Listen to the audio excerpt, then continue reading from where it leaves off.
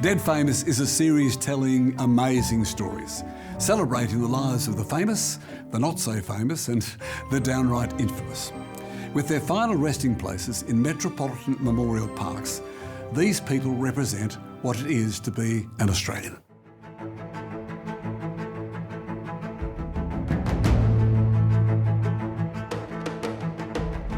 Colonial immigrant and baker William Arnott arrives in Australia hoping to make his fortune prospecting in the New South Wales goldfields. William Arnott was my great-great-great-grandfather. He arrived here in 1847 and he started Arnott's Biscuits. His father came here as a convict. William heads to the goldfields near Bathurst and has no luck prospecting. But there's money to be made selling baked goods to his fellow miners. Didn't make much of a go with the gold, but he set up a little bakery in the bush there and baked shepherd's pie, meat pies, lamb pies, anything like that, and bread. He made enough money doing that to actually come back and start the business here in Maitland. Before he can get the business started, a series of catastrophic natural disasters sends William broke. So he suffered the 1855 flood, the highest flood ever recorded in Maitland. Washed out. 1857, another flood, not as big, still devastating. Then he got another one in 1861, then 1864. William is insolvent, but resilient.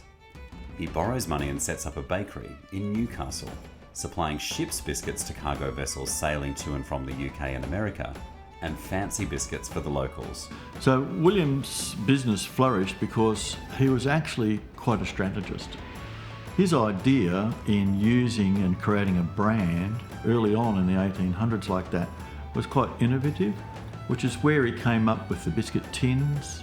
Previously to that, biscuits would have been just put on display, no logo, no branding. Right from the beginning, William understood to really drive expansion, he needed a marketing strategy. 30% of their cost was in marketing, which is a significant amount of money in those days.